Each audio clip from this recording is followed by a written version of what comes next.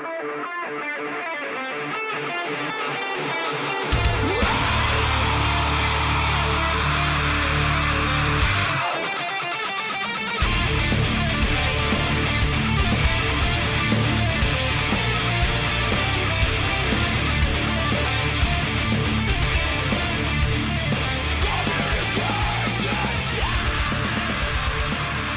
is Thursday, October 10th, 2024, and this is episode 282 of the Defensive Security Podcast.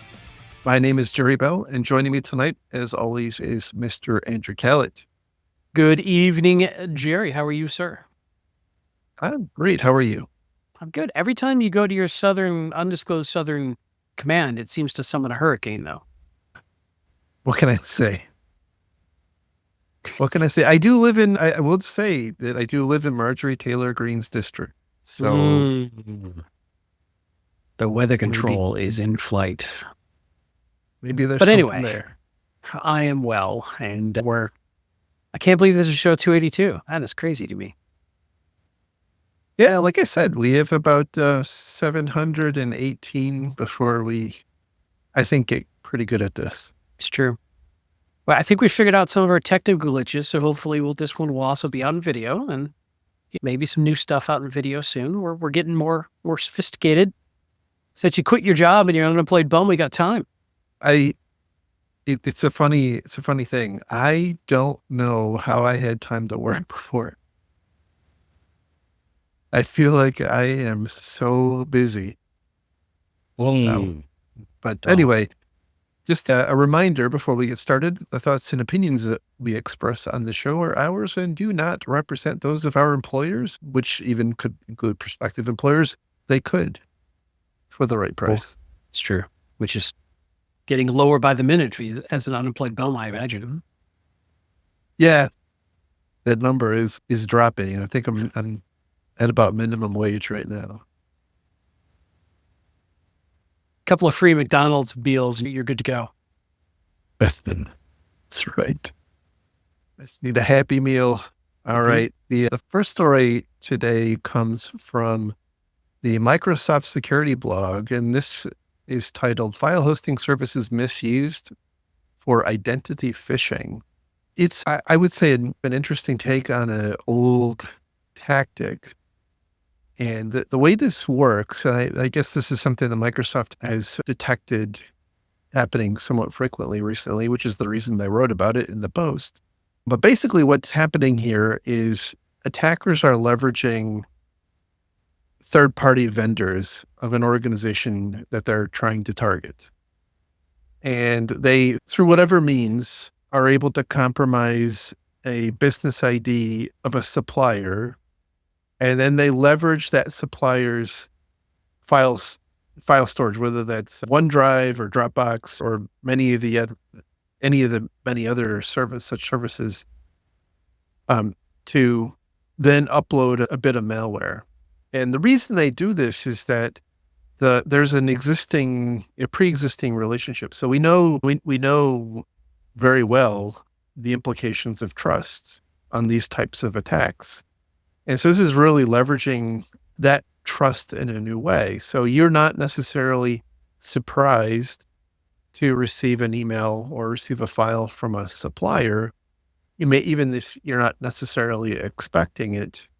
And they point out that it's quite often the case that suppliers are allow listed or at least in some way accommodated for so that they don't end up in spam or caught in some sort of a security piece of software.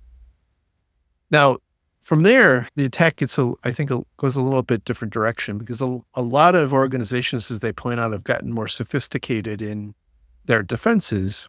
And so the way that these attacks are being prosecuted, I should say, is one of two ways. Number one is they restrict the access to the file to the specific victim they're trying to target, or they set the file to only be viewable, so basically not downloadable. And the implication there is that that file can then not be analyzed by normal security software. So like your proof points and whatnot can't actually get a copy of that and then try to detonate it because it doesn't have access to do that.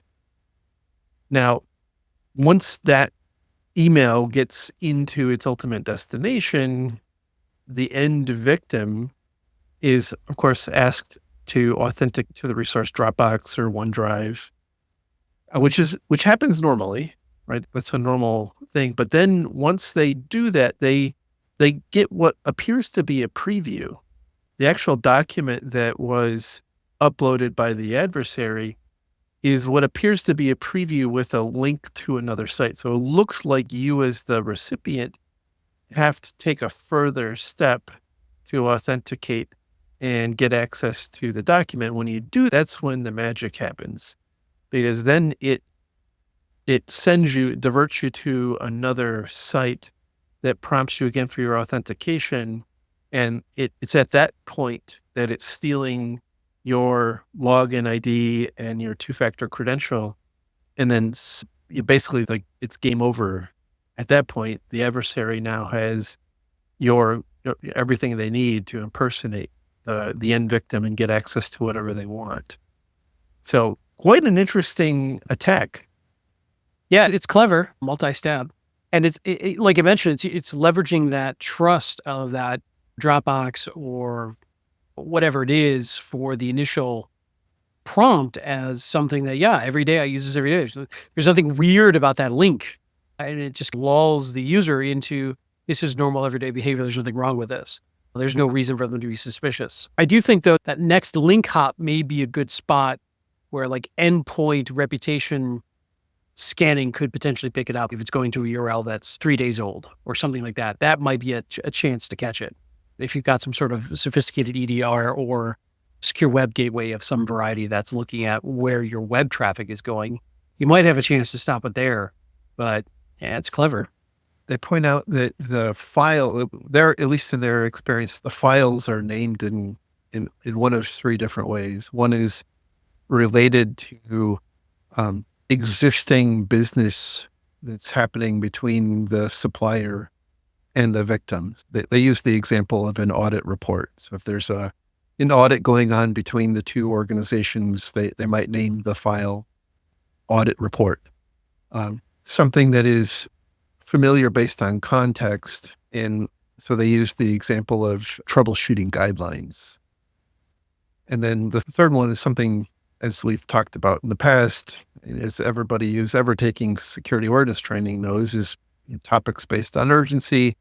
I thought it was very interesting. One of the examples they use, which I assume is something that they actually saw, was a document called compromised password reset, which I think is a very interesting lure to get people to take action based on the purporting that you have to take action as a result of a security problem. There's absolutely a sense of urgency around that, right? That is what we've trained our people to do. So once again, using psychology against us. Absolutely. And then Microsoft goes on, of course, to advertise how their products can be configured to help mitigate this using things like conditional access policies. But I think you hit the nail on the head that your opportunity to defend against this is really that clicking the link to the actual phishing page. If you have to have something in place that will be able to detect that, and it's not going to be detectable in that initial email, it's going to have to be something. It's at that point, it's any other kind of watering hole attack. Like, you've got to have something on the endpoint that's able to detect that sort of malicious activity. And the tough part is those endpoints might be mobile devices, which don't usually have as robust controls as like a thick client, like a Mac or Windows machine. So that could be an interesting problem. The other potential aspect to pick this up, although it might be a little bit late, is when that compromised credential is used for a very new, different IP, like geographically impossible travel is one other possible way you could pick it up. Like, normally this person logs in from Atlanta and suddenly now they're in Nairobi. Okay, that's a problem. And yeah, that could happen if they spun up a VPN or they're bouncing out of Africa, but otherwise it could be the bad actor coming in from that IP. And perhaps if you're tuning and looking for that sort of thing, you might be able to pick it up. But again, that's not easy. They do point out that their that the Microsoft passwordless sign-in with FIDO2 does also mitigate it. So that may be another opportunity as well. I think the challenge there, though, is you're just dependent upon the way in which your suppliers is just trying to share documents with you. Sure. Yeah. You may not, if you have some sort of a mutual authentication set up in place with your third party, that might work. But I think in other instances, you may still have some problems. Yeah. How often are you doing, especially for short-term engagement, some sort of mutual SSO environment or whatnot? I imagine most of those times are probably going to be single factor plus SMS, I would guess, is probably the most of the situation at best for these third-party suppliers with short-term engagements. Right. Yeah. That makes it tough. So quite interesting report there. The next story comes from the Tenable blog, and this is part of it's a multi-part blog, but there's one specific section in there that I thought was very interesting. And that this particular topic was AI oversharing is out of control. And this is a piece of a report from an organization whose name escapes me, the National Cybersecurity Alliance. I should have remembered that. What they've identified they've reported in this report is that about right around, I guess, depending on the age group that you're talking about, between 50% and 15 are sharing company confidential information with third-party AI systems. And it opened up a lot of questions for me. And so to some extent, you could say the Gen Z population is reporting that at a much higher rate, they're sharing confidential information with these AI sites, whereas baby boomers are doing it very infrequently. I do have to wonder is that actually because the sharing isn't happening, or is it because they don't realize that they're actually doing it? And I don't mean that in a pejorative way, but is the definition of what constitutes an AI system not consistently understood between generations? Maybe. I think there's also just a comfort level of new technology is more comfortable with younger folks. It's always been the case. That's fair. That's also true. It just sucks because we're Gen X and we're like 2 generations away now from the youngins. So, and nobody cares about us. We are no longer relevant. We are not the target demographic. They never cared about us. That's also true. But I look at this was something that I was very concerned about. I think a lot of companies need to be concerned about from a couple of different dimensions. Obviously, when you upload content into an AI system like that, typically you're granting rights for that organization to learn based on you learn from your content. And so if it's source code, that could become part of the corpus of source code that they're now using to help other customers create source code. If it's financial information, same thing, or personal information, right? Realistically, you need to have in place the right kinds of agreements with whatever type of service you're going to use and limit your employees to only those particular sites. But I think the challenge that this report is trying to highlight is that's like trying to stop a rising tide.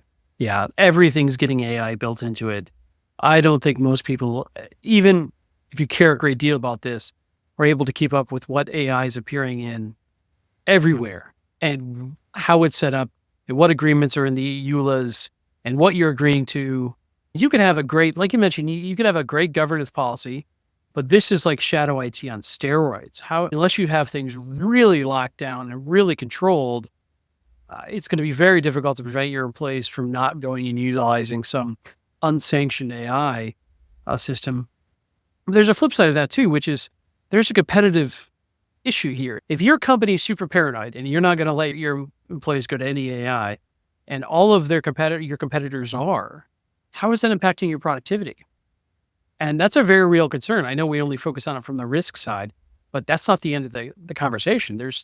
There are folks very much in the C-suite who care about productivity and efficiency and capability. And if all their competitors, for good or real, are jumping on that AI bandwagon and you're not, very good chance you're going to be left behind in the market. And Absolutely. then your company But I doesn't think it exist. has to be done. It has to be done with your eyes open. I think that's the issue. I think one of the issues I observed is that, again, people don't necessarily think about where all of this is happening. So a great example that I always used to point out was Grammarly. And I don't mean to pick on them. I think it's actually a pretty useful service. But Grammarly actually is taking the things that you're typing and it's transiting that information into their servers. And if you're processing personal information and you don't have the right kinds of agreements in place, even if Grammarly's a great company, super secure, you don't have the right legal framework in place to actually be doing that in the first place. So Right. I think that's the challenge that I think we have. It's not all about like data breaches, as we've talked about recently in the past. It's also that there's an emergence of new ways of being penalized for letting data go into the wrong places. And I think this is an opportunity that's going to continue to be a problem. But like you said, this is and I know it's heretical to say, but this is the way businesses are moving, right? They are moving at breakneck speed towards embracing AI. But I think the challenge is like it has to be done in a somewhat organized way and not based on just letting employees go figure out which things they want to use. No, I think it's fair. I think there's another danger here, which is not a net new tool that has AI, but existing tool that has AI added to it that you're not Good aware point. of. This isn't, I'm making up an example here. This is not true, but let's say Excel suddenly has a large LLM built into it. And so all of your data that you're putting in all your spreadsheets are now going to Excel AI, and they're not limiting it to your tenant. And now, so Excel, in this case, although it's fictional, is a sanctioned tool, but it adds an AI component that is broad in its sharing of its learning. And before you know it, without any intent, you're suddenly sharing confidential information to this third party. And Excel's a bad example. I could pick on probably what's more realistic is something like an EDR. In my world, I see a lot of these EDR providers like rushing headlong into AI, and their search bar is now an AI bar, and this sort of stuff where little bits of AI are appearing in all these existing tools. And you probably didn't negotiate or think about any of that when you bought that tool. And now suddenly you don't know what you're leaking. Again, I'm not picking on any one particular tool. It's more the concept in general that concerns me. But it also feels a bit like when clouds first started showing up and AWS was all the rage. And there are organizations and leaders who are visionary, who are moving to the cloud. And some of us in security were like, whoa, we don't understand all the security implications. Careful. And those security people got left behind. And business absolutely went around those security people. And it can be a career limiting event. So I'm not saying you have to find the balance between empowering and educating the business. And if you're too much of an naysayer, you will lose credibility and influence with your C-suite. It's the difficult balance on topics like this. Yeah, I think as security leaders, I think the situation we find ourselves in is having to try to facilitate the business's smart adoption of this technology. Like we can say it's good or it's bad or what have you, but the reality is it's happening. Yeah. It is just happening. And so it's either us or our replacements that are going to help with the sane adoption of it. Yep, I would agree. The next story we have comes from the Register, and I always love their little sarcasm sprinkled throughout their articles. I appreciate it. So the title of this story is American Water Rinsed in Cyber Attack Turns Off App. It's still safe to drink, top provider tells us. So American Water is a public company. I didn't actually realize there were any publicly traded water companies, but this was a learning experience for me. So American Water is a U.S., as their name imply, a provider of water. They have about 14 million customers, and I think they're somewhat geographically limited, but very recently, I think sometime last week, they disclosed that they were the subject of an attack. And as a result of that, they had to disable their billing. They have a mobile app they call My Water, which is also for billing, and that app is disabled. And they've gone on to say that it has not impacted at all their OT. So their actual ability to produce and provide water hasn't been impacted. But one might ask, how long could that go if you're not collecting any money? I don't know the answer to that, but obviously not forever. But it's this, by the way, feels very much like something that happened a long time ago with Colonial Pipeline. There was at the time, Long time ago, you mean like 3 years ago? It feels like it was like 10 years ago. I'm going to go look it up because it wasn't that long ago. Yeah. Whatever that was. Yeah, 2021, sir. Jeez. That's my sense of time is very, very distorted right now. Anyway, it's a similar situation there. They were also subject to a significant attack, that I believe impacted their IT systems. But because they're a pipeline provider and because this company is a water company, it's hard to distinguish or at least delineate between the IT part, an IT type attack from an OT attack.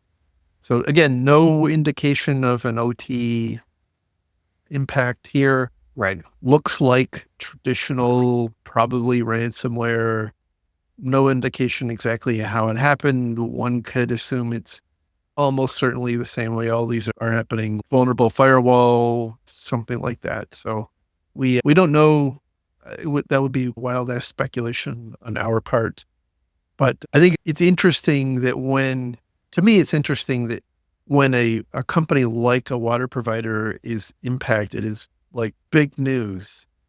Whereas this is happening over and over. Like it happens so often, it's almost not newsworthy anymore until it happens to a company like this.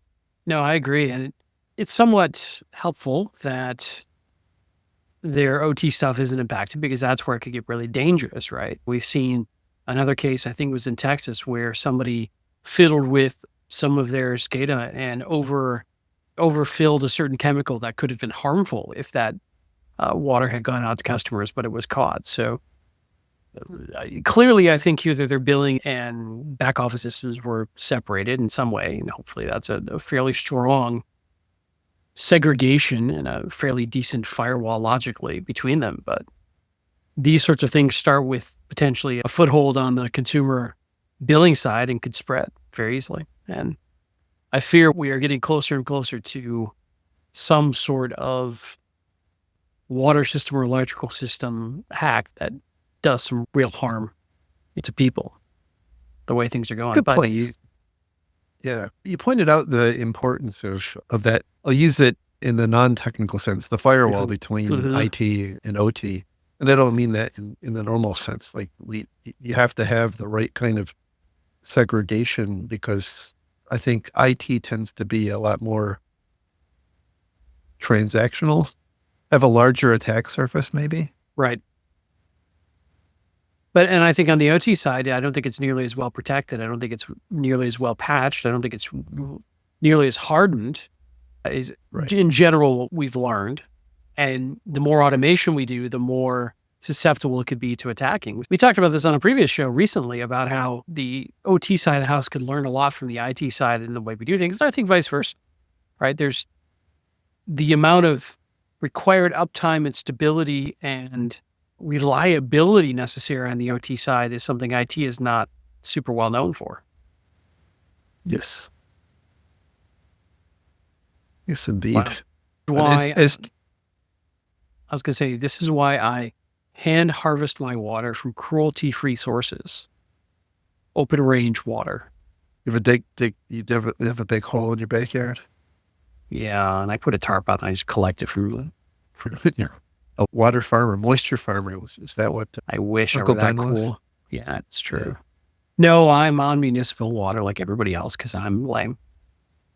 But in all seriousness, though, these hurricanes lately have reminded me, and it's something. It's not being paranoid.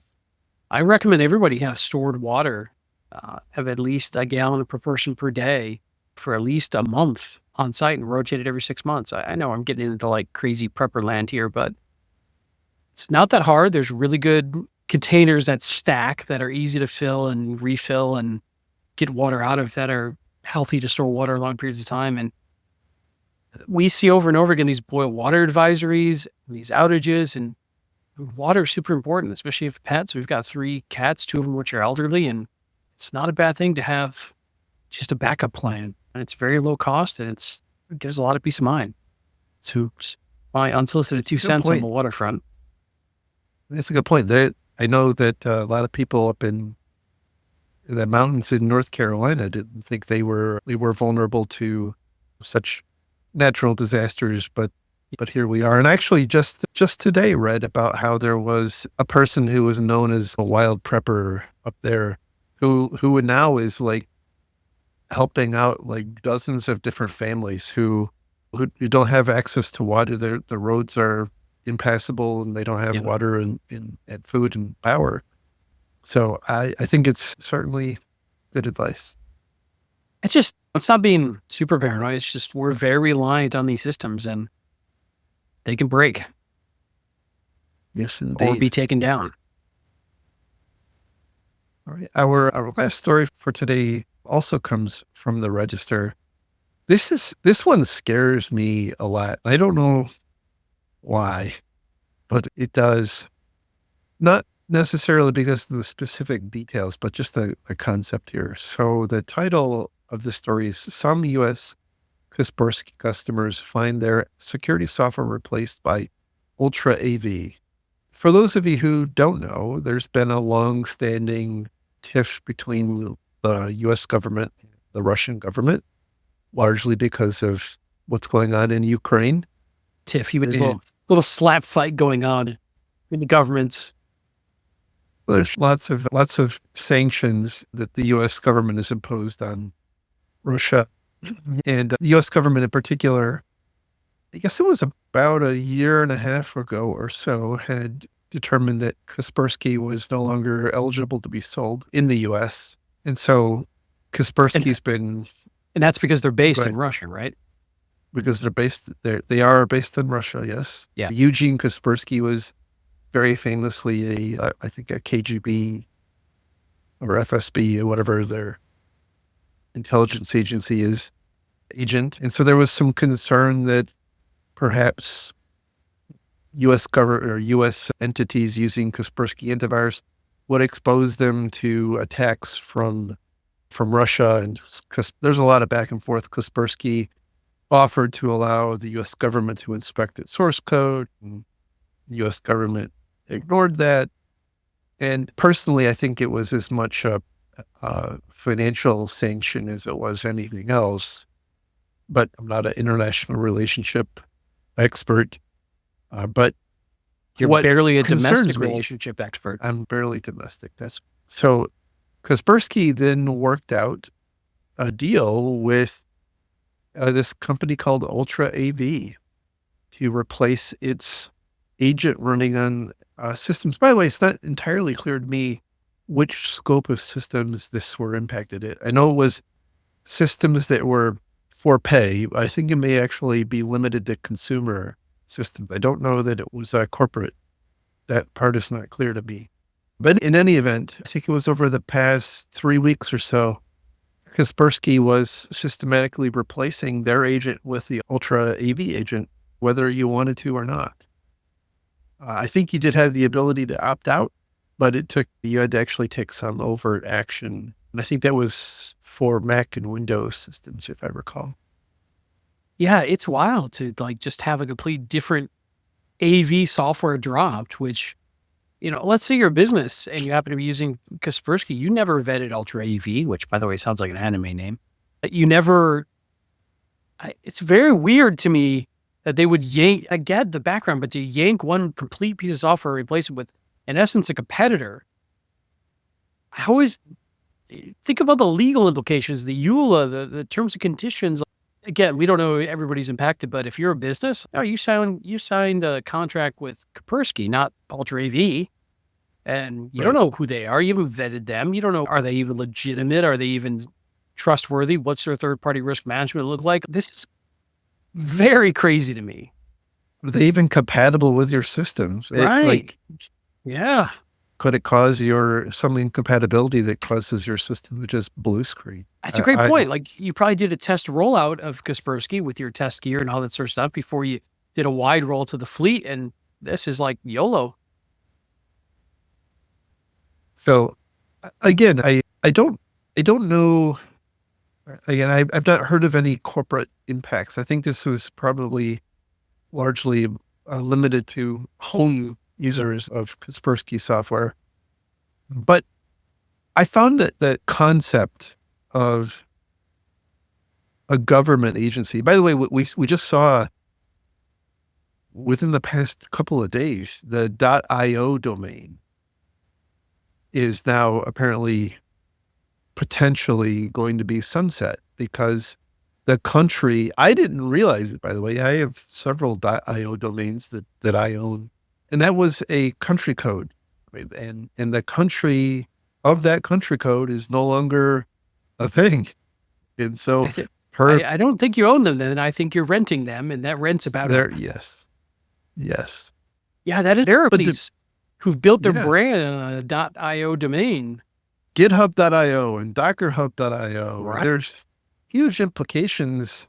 And so it's kind of an interesting side tangent, but the whims of governments and its ability to impact IT decisions in ways that are like outside of your control are concerning. Like let's say, what if you were in Europe or in Russia? Let's turn the tables, right? You're in Russia, and now it's a silly example, right? But suddenly you're not allowed to use CrowdStrike anymore. Probably. Right.